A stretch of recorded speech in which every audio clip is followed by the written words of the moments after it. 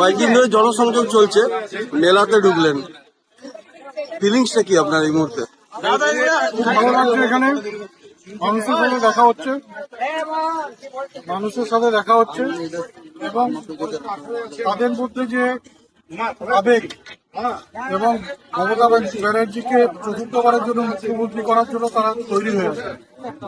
তাদের মধ্যে যে আমরা এই নিজের থেকে তারা এগিয়ে আসছেন এবং আমাদের বলছেন যে মমতা ব্যানার্জি এবার আবার মুখ্যমন্ত্রী হচ্ছেন এবং দিল্লিতে তৃণমূল কংগ্রেস।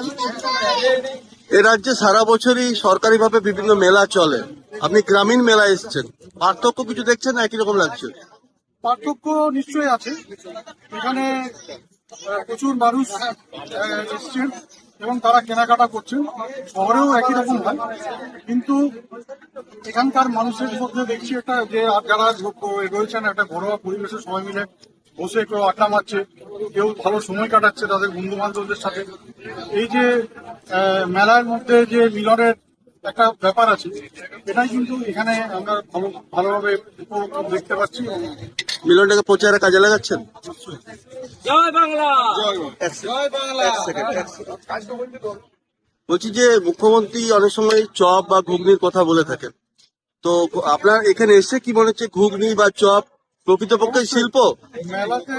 মেলাতে চপ এবং ঘুগনি, এই ধরনের অনেকে ফুচকা খায়, তো এই ধরনের জিনিসের খাওয়ার প্রতি একটা আকর্ষণ থাকে। সচরাচর এগুলো খাওয়া হয় না। রুজি রুটিও তো চলে এবং এই মেলাতে দেখতে পাচ্ছেন যে কত মানুষের বিক্রি হচ্ছে, তারা যে খাবার বিক্রি করছে, জিনিস বিক্রি করছে, এতে তাদের উপার্জন হচ্ছে, তাদের পরিবারের জন্য তারা উপার্জন করতে পারছে এবং এই মেলার উপার্জন থেকে তারা তাদের পরিবারকে ভরণ পোষণ করছে।